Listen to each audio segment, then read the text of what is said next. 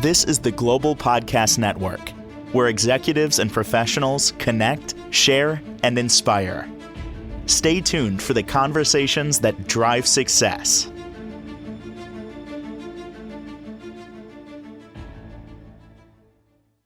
Oh, welcome back, everybody. Going to do something we've never done on this program before. And this is, well, we've done guided meditations. We're not doing a meditation today. I'm going to loosely label this guided hypnotherapy. We're going to just kind of take you through an experience that is hypnotherapy related, just to show you how this all kind of works. And this is courtesy of a wonderful certified hypnotherapist. She is a coach as well, sound healer, yoga instructor, harnesses the power of energy healing, of course, through Reiki and other modalities. And it's great to have her back here. Audra Sanderhoff is on the program. How are you? I'm doing great, Steve. How about you? Excited.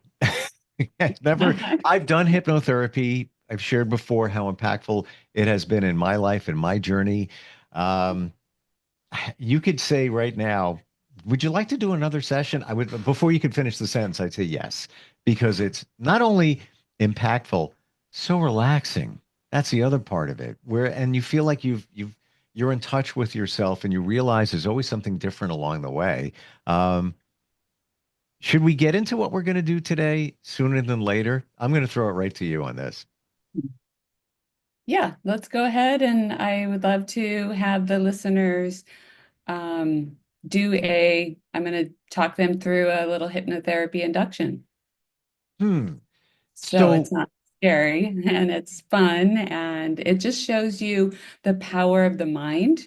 So when we think about something, and usually, so basically hypnotherapy is following the instructions of the hypnotherapist, and we're not going to ask you to do anything, and you wouldn't do anything that you normally wouldn't do. So no one's controlling you, and you are the client, the person receiving hypnosis is just following instructions. And if something doesn't go with their belief system, they're not gonna do it. They're going to actually come out of hypnosis. So this is a fun little exercise that I show people how powerful the mind is. So yeah.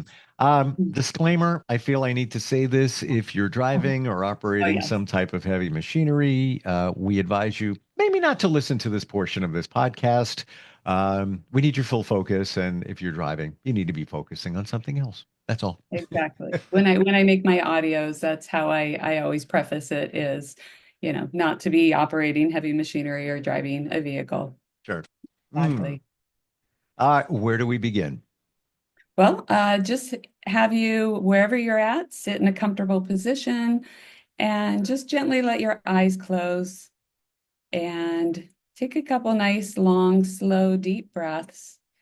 And I want you to imagine that you are in your favorite kitchen. This could be your grandmother's kitchen, your kitchen you grew up in, or the kitchen you have now.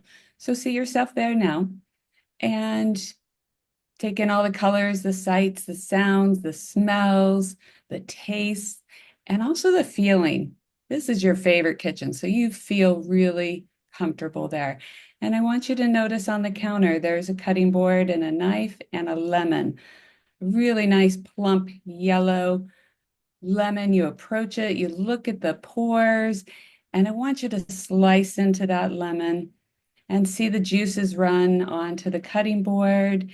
And I want you to bring that lemon up to your nose and smell that fresh lemony scent. Smelling that lemon scent now, take that in. And now I want you to bite into that lemon and experience the juices running down the corners of your mouth, and your mouth starts to water and pucker. There's so many feelings going on and reactions to biting into that lemon. Just feel that now. And take a nice deep breath as you lower that lemon and slowly open your eyes. And what did you experience, Steve? Like I was tasting a lemon.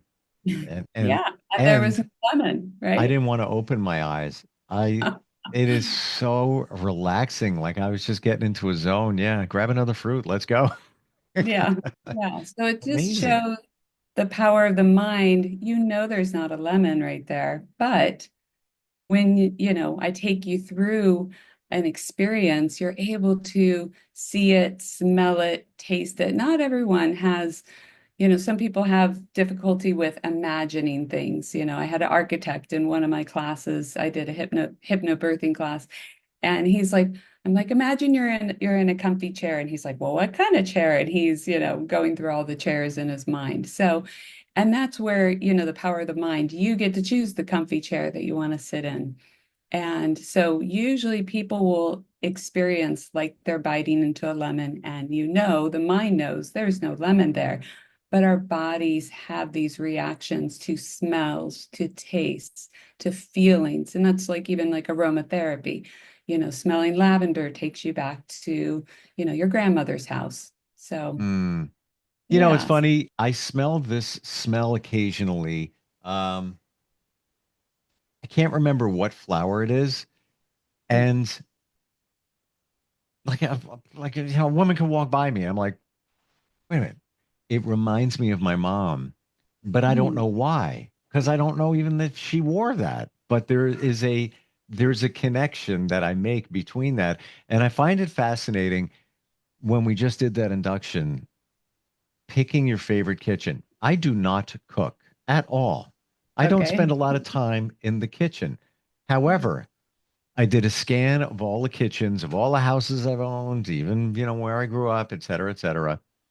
And Mhm. as I went through ping, I found one, what I Mhm. would consider my favorite quote unquote kitchen. The weirdest Yeah. thing, I would never even think that, consider that. I don't cook. So the kitchen's a kitchen to me. It's all the same until Yeah. you asked us to do that. Very profound. Amazing. Yeah, sometimes it's our grandmother's kitchen, or, that Hmm. we have these good memories with. And that's, with hypnotherapy, we're going through and looking at good memories, positive, pleasant memories.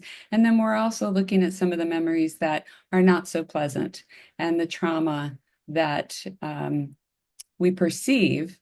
And so then we help to work through that trauma. So it's not running the show anymore. And that's where Mm. people are operating from traumas, triggers, all these, why they're eating too much, drinking too much, pretty much any too much behavior. So let's just say, we're going on the fruit. And let's say that's the issue. Somebody has an aversion to lemons. So you're working with somebody there and they want to be able to eat citrus fruits, but there's an issue with lemons. Came from their childhood. Maybe had a bad batch of lemonade when they were 5. Never forgot it. So it was like buried into their subconscious. As you're working with them, if you throw a suggestion in there that doesn't align with them, let's say they don't like kiwis, and you throw the suggestion, first of all, you're working with the lemon, we're going back to the lemon. They want to be able to have those citrus fruits, but kiwi, I don't think it's a citrus fruit. I can't remember, but whatever. Um, and you say you're going to love kiwis from this point forward for the rest of your life, and they're not aligned with that. Is it true that that's not going to be a suggestion that they take and hold and pilot from this point forward because it doesn't align with them? And it could be any other situation. Yeah, but I have people come to see me for, say, like fears and phobias. And we go back and, like you said, they had a bad experience with a kiwi or whatever. Hmm. And sometimes when, someone has, like, say, a fear of spiders, and we go back to that experience to find out. I had a young, someone, an adult that had a strong fear and aversion to spiders. So afraid, was so worried about this camping trip coming up with parents and taking their child on this camping trip. So they really wanted to work on this fear of spiders. Well, went back to about 2, 3 years old, playing on the floor in the kitchen, and there was a spider, and mom jumped up on the counter and screaming, yelling. Dad comes in, gets rid of the spider. And the child then realized that the fear of the spider was not his, it was his mother's. And so once he saw that, he went on the camping trip had no problem with spiders, didn't need to scream and, make a big deal whenever he saw a spider. So Wow. sometimes those fears and phobias we have adopted from our parents, I talk with parents, be careful what you say to your child because they're sponges, they're soaking up what you're saying. Fear of dogs, fear of, so the parent passes on their fears. And then when they discover that it doesn't belong to them, they can hand it back over to spirit and they don't need to carry that fear or phobia with them anymore. Boy, this is a wake-up call. I never realized that. Yeah. Never real. I mean, it stands the reason we emulate our parents. There's a point in your life where you say, I'm just like my dad. I'm just like my mom. However, um, or let's say in my case, my mom was kind of overprotective. Guess what I was with my kids until I realized it and then stopped. Like, whoa, wait, they're running through the hallway. If they fall, so what? It's okay. They'll get up. It'll be instead of like, oh, wait, calm down. But Yeah. to internalize their fears and phobias, I never realized that. And it Mhm. might not even be a parent, could be a sibling. Same situation. Wow. Like, Hmm. Powerful. Do you often find that the people you work with through hypnotherapy have aha moments like that? The connection. yes. Yes. I mean, that's usually by session number 2 or session 3, Mm. they have a breakthrough, realizing, oh, this is where it came from. And then they have a breakdown, and then they're able to resolve it, change the perception of it. A lot of it's our perception of things, Steve. So Mm. when I work with people, we change the perception. So, fear of flying, the turbulence creates this fear. When, I worked with a client who, flew a lot, and then all of a sudden the turbulence, after doing hypnotherapy, he was like, this is kind of fun. So he just changed his perception and realized where the fear came from. Mm. It's amazing how we can flip the story around in our minds. I don't know if I shared with you. I had a fear of needles, blood tests. I would put them off. In routine. You make the appointment, then the day comes. I'm like, I'll just do it next week. I didn't do hypnotherapy for that. I was intentional of flipping it around in my mind. It took a little bit of time, but to the point where you just said, like, it's funny. Um, Now dealing with a little medical stuff, all good now. But yeah, a few months ago, I got 6 needles in one day. That didn't even affect me. In fact, I thought it was kind of fun when they numb you to see how long it would take for me to to be numb.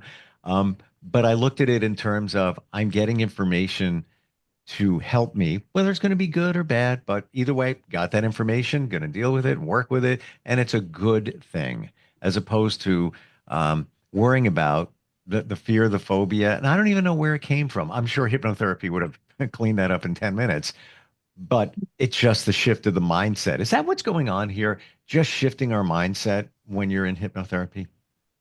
Exactly. And I mean, usually it sounds like you were able to shift that for yourself, Steve. And most people cannot do that on the conscious level. So that's where, when you're in a relaxed state, we're able to access the subconscious mind, and that's where true change happens. So and maybe you went into a relaxation process and just, like you said, you flip the switch but it is really challenging to do on your own if you Oh, don't have. yeah, I think I should share. And I've shared it with you, but I want to be clear here for everybody. I've had hypnotherapy, resolved a lot of issues, childhood, et cetera, et cetera, et cetera. Maybe knowing that process helped me flip the needle thing. I don't know, but it was all part of my journey. I believe that I wouldn't have been able to do that on my own Mm. had I not been further along in my journey, hypnotherapy being part of that. Yeah, yeah. And that's where I work with people on past life regression Mm, to discover maybe those fears and phobias didn't even come from this lifetime.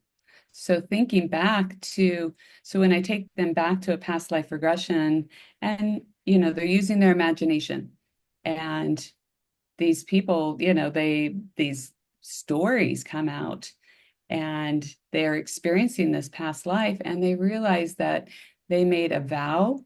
I had one client made a vow to never fall in love and to be poor because she was very rich and was being forced into marriage.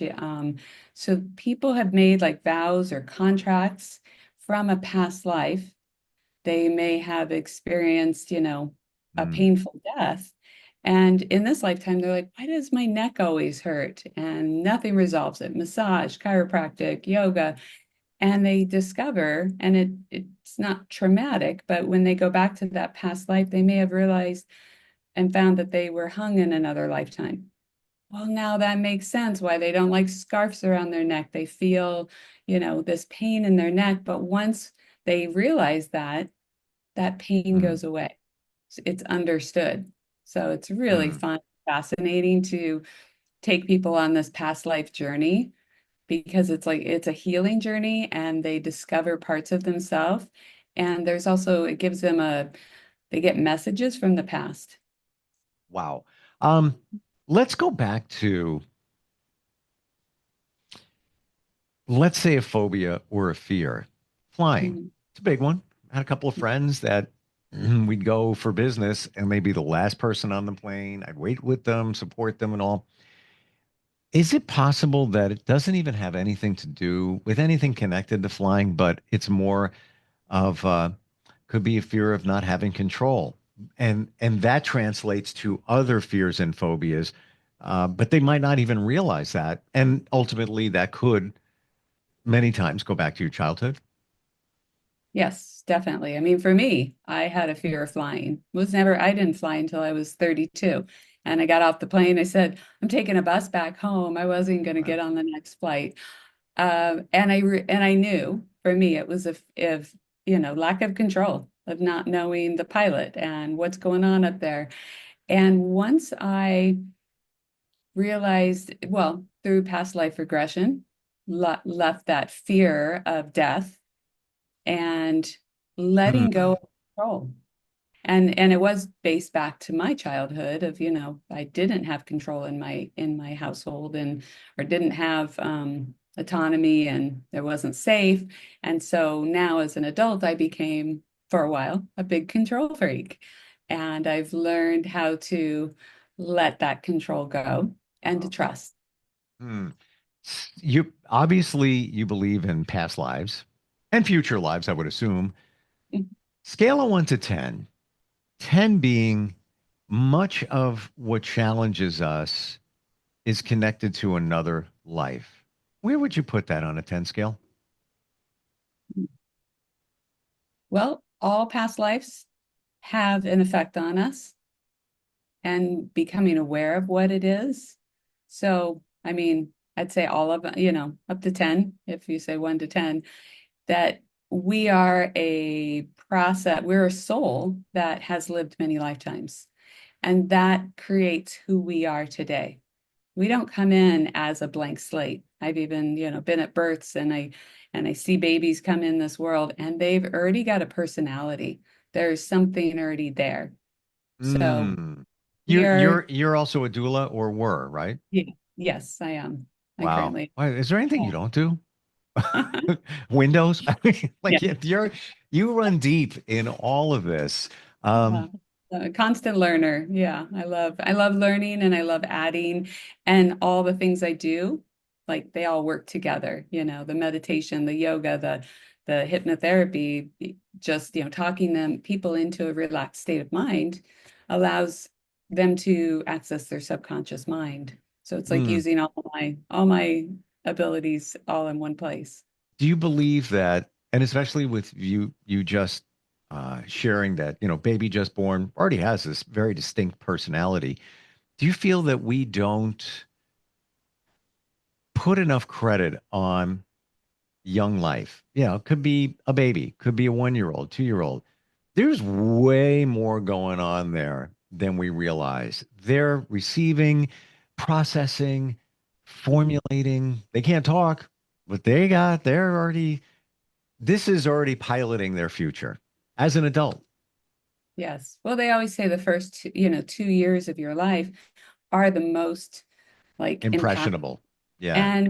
and we don't have that memory. And so it's like, yeah, you want to make sure that are saying, words that are positive for your child. And yeah. So Are anyway, you are you a parent? Are you a parent? I am. I have two daughters. Okay. Yes. Me too. Yeah. And a son. Oh, If no. you and knowing what you know now, Mhm. and this is not for any of us saying we did anything wrong, but knowing armed with the information you have now, would you have parented differently? Definitely. Me too. Yeah. Even the Yeah, silly I did. stuff. Yeah, I did. I feel like I did. We as parents, we do our best. Yep. But of Yep. course, the children will come back, and want to, blame the parent, So that's normal. That's natural. And then that's time for that adult child to work on their own perception Mm-hmm. of. So that's where, yeah, like two siblings will be like, what? We didn't have the same parents. We didn't have the same childhood, You're because reading my our parents mind. I was evolved. just going to say that. Audra, Yeah. just going to say that. And I've experienced it I have a twin sister, and she would say things, and I would say, what are you talking about? I don't Yeah. remember that. What? It's all No, what? about perception. Yeah. Right. So our Perception is perception of reality. mom didn't love me as much, and then, if we keep these false perceptions, misperceptions from the past, it's running the show, and Mm, it's telling you I'm not good enough, I'm not smart enough, all these things is that humans do. It's insane. So, one of my clients in a past life regression, she said it's like a soul spa up here. I'm like, is anyone familiar? She's like, everyone's familiar. And she goes, we're looking down on all of you, and you're sweating the small stuff. You're worrying about small things when there's a bigger picture here. There's a bigger expansion of knowing that all we need in life is love and a purpose. And so mm. when people go through hypnotherapy, they usually come to that realization through going through hypnotherapy and releasing misperceptions from the past. Final question. Based on what you just said, do you feel that a lot of our challenges that you work people through is because of a lack of love or a lack of feeling of love, wherever it may be? That's kind of fear and love. That's kind of the thread through all of this. Yeah. So it's the perception that I Yeah. wasn't loved enough, or my parents didn't love me in the way that I needed to be loved. Yeah. But then people make it about themselves. And when they realize that their parents did the best they could, and the problem isn't them, the problem was with the parents, that they couldn't or didn't have the tools. And so there's no blame here. Hmm. But when you can step into your parents' shoes, walk a mile in someone's moccasins, you realize that they did the best they could. With what they had, and what they had was what they got from their parents. Same thing with Yes. you and me. It's, the manual never showed up when the baby was born. I kept checked the doorstep, the mailbox, it just wasn't there. So I used what I had, those tools that we got from our parents. Um, Wonderful talking with you today, Audra. Like, sealing the deal in terms of crystallizing how this all works, and especially the lemon induction. Super cool. And this can all be done virtually. Best way to reach you? You can reach me at my website, which is my name, Audra, Sanderhoff.com. You can schedule 24/7. I work remotely, and I also work in person in Seattle, Washington. AudraSanderhoff.com. Thank you for today. Super cool. And looking forward next time we get together. Okay, great. Thank you, Steve, and thank you, listeners. We'll be right back. This is the Global Podcast Network, where executives and professionals connect, share, and inspire. Stay tuned for the conversations that drive success.